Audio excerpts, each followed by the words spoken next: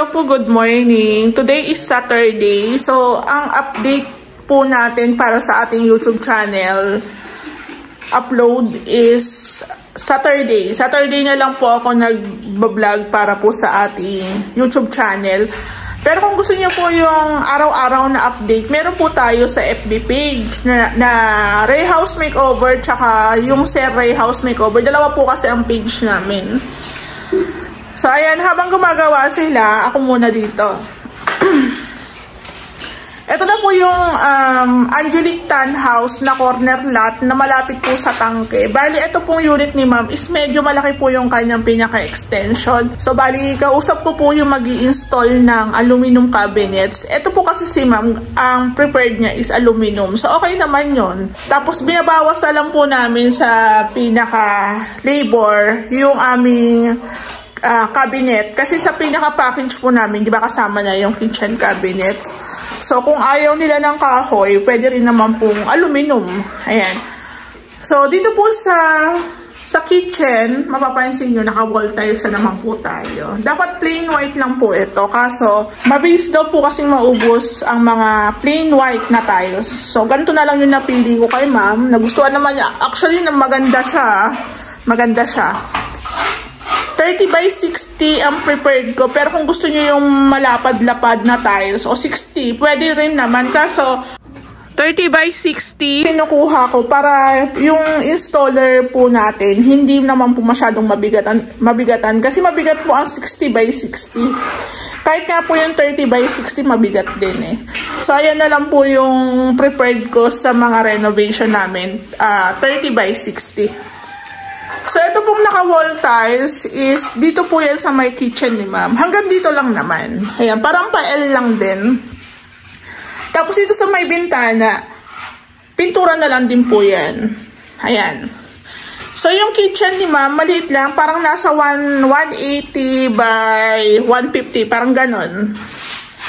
So, minsan, pag sobrang laki kasi ng kitchen natin, so, doon din magre-rely kung gaano kalaki yung cabinet na gagawin. So, syempre, mas maraming kakainin na materyales. So, ito, abangan po natin kasi baka sa mga susunod na araw, pagkatapos na po yung aluminum, i-install na rin po yan. So, ito po, 60 by 60 na po yung ating backsplash saka yung countertop. Tapos, ito, pinalagyan ni ma'am sadya ng bar counter. Pasensya na yung bar counter natin. Meron kaming mga dito. Sista. Ayan, mga sista. Pintura sa labas. Nakaabang na. 60 rin po yung sukat ng ating tiles dito sa bar counter. Tapos, parang 1 meter po ata to o 120. Dalawang tiles. So, ang kagandahan yan, parang na-hide din po yung ating kitchen doon. Tsaka malawak naman yung ni ma'am dito. Ayan o.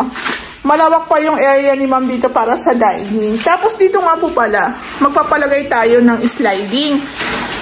Ang unang prepared ni ma'am is pinto. May pinto doon, may pinto dito. So sabi ko nga, kung kitchen to, dapat hindi tayo maglalagay ng pinto kasi parang kwarto eh. Pwedeng pinto kung kwarto, kaso hindi naman. So, mas bet ko yung katulad sa bahay po kasi nagpalagay ako ng sliding. So, nakita ni ma'am, maganda. Kaya naman ng budget niya, kaya ginaw niya. Tapos, ito nga po pala, sa kitchen area ni ma'am, ang pinakakisame niya dito is PVC rin po yan. Pero, the rest po dun ng bahay niya is hindi naka-PVC. Ito lang pong kitchen. Ayan. Good decision kasi kung halimbawa mawala na yung talab ng ating waterproofing pag nagkaroon ng leaks, wala tayong pintura na matutuklap dito gawa ng naka-PVC panels tayo. So, may iwasan naman po yung mga leaks basta yung ating slab is naka-maintenance. So, ito rin po yung unit na project na gawa namin na tawag dito, iba yung setup. Kasi dito po sa likod niya, is yung ating laundry area. Kaya yung pinto ni Lumina, dito po yan sa side. Dati kasi doon yan, 'di ba? So ayan, Ita-tiles din po natin ito. So, doon po sa taas, maglalagay po tayo ng grills gawa ng, pwede po kasing sampayan yon, sampayan.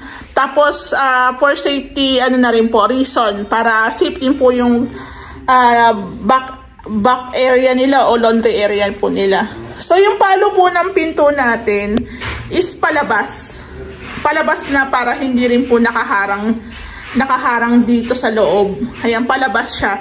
Tapos, double lock na lang ang nakalagay. Ayan. So, ito po, pipinturahan. May mga nakaabang na tayo ng wirings. Ito nga po palang tiles ni ma'am. Kasi may kasama silang, yung mother po ata ni ma'am. So, ang pinabili niya po sa akin is matte na tiles. Hindi naman to sobrang gaspang. Yung matte lang. Sebi lang. Parang ganon. Kaya kung mapapansin nyo, may mga karton po yan. Prone po kasi yan sa...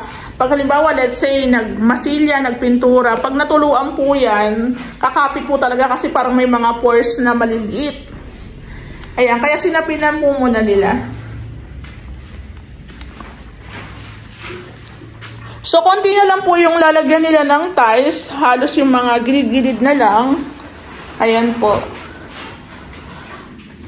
So, pagkatapos na sila dito mag-tiles, matapos na silang magpintura dito, si Rain naman po mag-i-install ng mga iba pang mga accessories na hindi pa na-install. Ito po yung mga tiles natin sa garage. Ayan. Timingan lang kasi panay din ang ulang paghapon. So, naka-ready naman na. Yung bathroom po natin, meron na rin po yan, kisame. So, ang kisame ni ma'am, painsim board lang. Tapos, may nakaabang na rin po tayo dyan ng mga wires para po sa ating pin light, tsaka center light. Tapos meron tayo syempre exhaust. Ayan. Exhaust fan, pwede, ideal po, 10 inches para sa akin na. Pero pwede na rin pong 8 kung wala po kayong makakitang 10. Tapos yung toilet bowl ni ma'am, ipanghuhuli na natin install. Ayun pa. So ito yung kay Lumina para lang may magamit yung team natin kung alwawa mag-CR sila. So yung mga accessories, syempre panghuli na lang din. Dito po sa taas, ang concept po ng pintura is gold. White gold po itong staircase ni ma'am. Yung gold namin, binibili po namin siya sa online. Meron sa TikTok, pero sa Lazada. I-message nyo lang po ako, mag-comment kayo dyan. Meron po kasing gold sa hardware. Iba yung pagka-gold niya, tapos parang siyang hindi tumatalab. So, doon po ako lagi umorder ng gold. Ayan. First client din po namin si ma'am na ang pintura po ng kanyang pinto is gold. Ayan. Ang ganda rin po, diba? Sabi ko nga doon sa page ko, pinto pa lang po billion gold, diba? Ang ganda. Actually, maganda siya. Ito nga po kasi is wala pang doorknob, wala pang ilaw. Hindi pa tayo naka-second coat sa ating pintura. Hindi pa tayo nakapaglinis. Kaya pag ito po natapos, ito po kasi first coating lang yan eh. Ayan, may manilipis pa. So, sa ganito sukat ng Angelic Tan House, okay din naman po yung 2 kwarto tapos may hallway. Kasi malaki pa rin naman eh. Kaso nga lang po, ang problema lang po sa ganito, ang kaliit lang ang sukat. Kailangan niya po magpa-customize ng bed frame. Pero sa amin kasi ni Ray, bed foam na lang eh. Wala na kaming bed frame kasi nga hindi kasya. Tapos, may conflict din pagsara ng pinto. Pero ito po kasi, kung halimbawa may budget pa, pwede naman kayo magpasadya ng bed frame. Kasya naman po siya. So, both room, meron po siyang abang na para sa AC. So, pag paparenovate po kayo, isa rin po yan sa mga una nyo nang bibilihin yung mga aircon. Window type. So, kung prefer nyo window type, pwede. Kung split type, pwede rin naman po. Ayan, tabi po. So, dito nga po pala sa likod ni ma'am, ayan, may open area po yan. Lalagyan po natin ng grills. Ayan. So, ang kagandahan po dito sa likod ni ma'am, wala na siyang katalikuran. Sa tagiliran, wala na rin po siyang tagiliran. Ayan. So, ito pong ating pinaka-slab. Ang kulang na lang po dito. Ayan. Ang kulang na lang po dito, yung placement po ng ating PVC downspout. At saka ito pong ating waterproofing. Sista waterproofing po dito sa pinaka-slab ni ma'am. Ayan. May mga nakaabang na po tayo na tubo para po sa exhaust. Ayan. So, itong taas, okay na to. More on linis tsaka retouching na lang po. Ayan. So, yung ating PVC, siguro papadugtungan na lang natin yan para diretso na po yung water dun sa likod. Ayan o, ang ganda. So, ito nga po talaga ang problema pag naka-hardiplex po tayo. Ayan no, nakailang ano na po ito, nakailang repair na. Kasi puputok po talaga siya sa init. So, yun nga, sabi ko nga sa inyo, sana mas maganda, gumamit na lang po tayo ng PVC.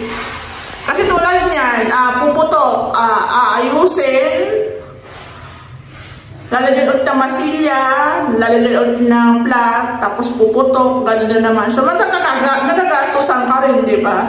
So, ito, pag final na po, pag malapit na matapos, ipa-final na rin po namin yung pag-ayos po na itong ating kisame. So, doon po sa nakakanood ng vlog ko, mas maganda po talaga, mag-PVC na lang kayo. Kasi, mukha lang siyang sasabihin nyo, mukha lang siyang magagastosan kayo. Maliit lang naman po yung kwarto. Ayan, maliit lang. Siguro nga dito po sa room ni ma'am, parang mga 8 piraso lang magagamit. Tapos sa kabila, parang ganun lang din. So, dito po yata sa taas, sa kabuuhan, gagastos ka po ata ng mga 27 pieces yata. Ayan. So, ito po ang kwarto dito, malinis na. Ayan, may mga nakakabit na po ng mga convenient outlet, switch, meron na. Ito pong ating mga pin lights. Ayan, pin lights ni ma'am, hindi siya tricolor, pero okay lang. Ayan. Same lang po dito sa kabila. Ayan o. May nakaabang na rin po tayo. Tapos the rest po ng mga materials o accessories ni ma'am is nakalagay dito. So, si Ray mag-i-install na lang po siya niyan. Isahan na lang pag malapit na po matapos yung tip dito. Tapos, linis. Tapos, meron tayong isang center light dito po sa may hagdan. Ito pong grills o railings natin. Ikukuto po yan kasi manipis pa. Pansinin nyo po yung ating tiles dito sa baba. Yan po yung huli nilang ini-install.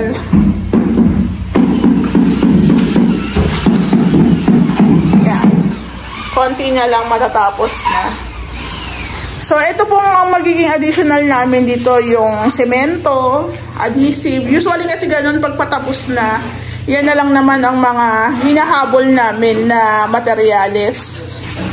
Kaya sa amin talaga, hiwalay ang labor sa materyales. Kasi hindi mo masabi kung ilang materyales, kahit meron ka na pong compute niyan, minsan lalagpas pa rin eh. Minsan magkukulang pa rin. Kaya siguro mas maganda pa rin talaga yung diskarte namin o kontrata namin na hiwalay ang labor para hindi rin po natitipid sa materyales. Ito nga po palang ginamit namin dito sa pag-install ng tiles.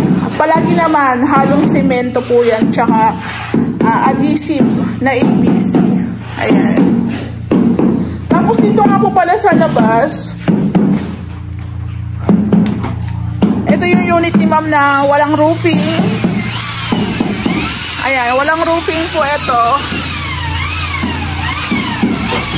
Okay na po, meron na rin si ma'am gate. Ayan.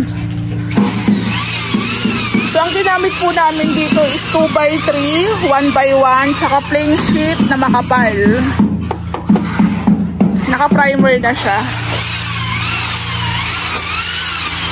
Ito yung ating gate.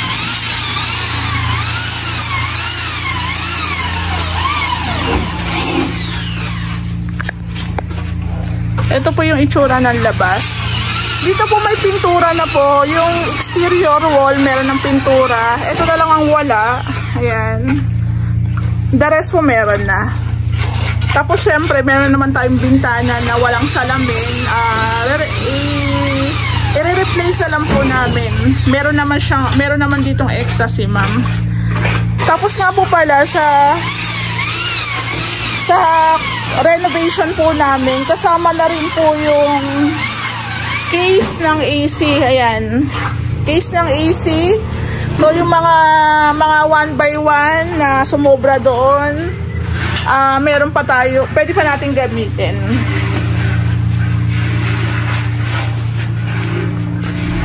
So, eto ma'am, pag nakita mo, siguro pagdating ng araw, pag may budget, mas maganda po may roofing kasi pag may mga activities kayo dito sa labas, mas malaki po yung space dito sa labas nyo. Kaya, siguro pagdating ng araw, suggest ko, mas maganda meron kayong roofing.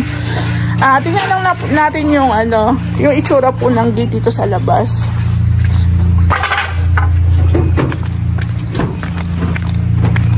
Ayan po siya. So dito po, hindi po kami gumamit ng deco stone. Puro lang po ito tiles. Ayan. So yung sumobra po na tiles, pinalagay ko na lang po dito sa gilid para wala rin tapon. Ayan.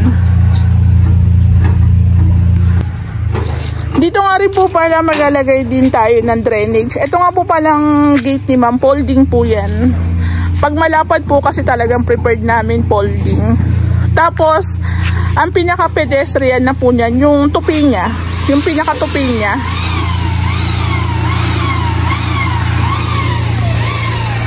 Pati po yung labas, naka-ano rin po yan.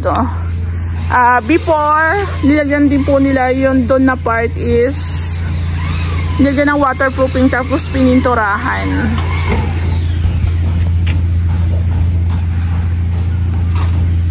So, bali, konti nga lang, konting linis, konting pahakot. Malapit na rin po tayo matapos dito. Pati po yung taas.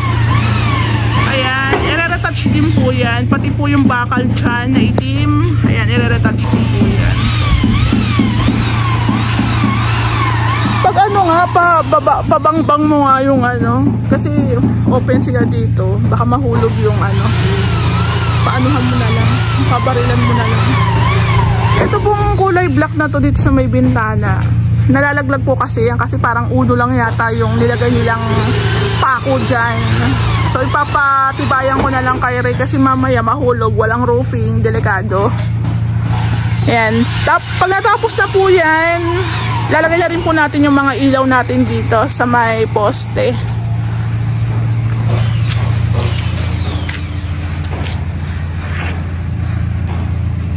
Ayan, ang ganda.